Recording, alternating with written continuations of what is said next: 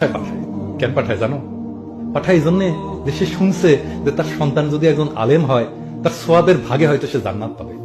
সে শুনছে তিরমিজি শরীফের হাদিস মতে 10 জনকে সুপারিশ করতে পারে জান্নাতে নেওয়ার জন্য। একজন আলেম, যিনি একজন ভালো মুসলমান, যিনি ভালোভাবে কোরআন আমৃত্যু মুখস্থ রাখতে পারেন। তাই বাংলাদেশের সাধারণ মানুষ মনে করে খোদা তাআলা হয়তো দয়া করবেন, হয়তো তার ছেলের সোয়াবে পুলসিরাত পার হইয়া যাইতে পারবে। বাংলাদেশের সাধারণ মানুষের জীবনে তাই কোরআন শরীফ এত আদরের, মহানবী সাল্লাল্লাহু আলাইহি ওয়াসাল্লাম এত আদরের।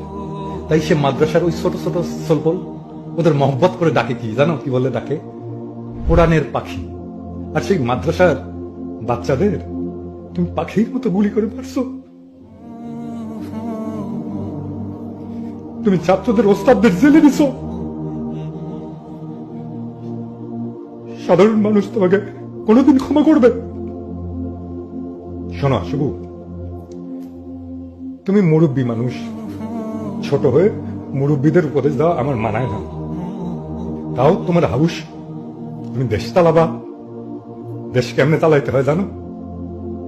কঠিন না কাজটা, কাজটা সহজ। খলিফা হারুনুর রশিদ এই কাজটা করতেন। তিনি ঘুরে ঘুরে দেখতেন তার রাজত্বে সবচেয়ে দিনহীন কে, সবচেয়ে দরিদ্র কে, সবচেয়ে কাতর লোকটা কে। খলিফা তার সমস্ত শক্তিকে ও সবচেয়ে দুর্বল মানুষটার জন্য নিয়োগ করতেন। অথচ তুমি দেখো, তুমি দরিদ্র মানুষদের যে ঘরটা দিলা, সে ঘরটা ভেঙে পড়ল।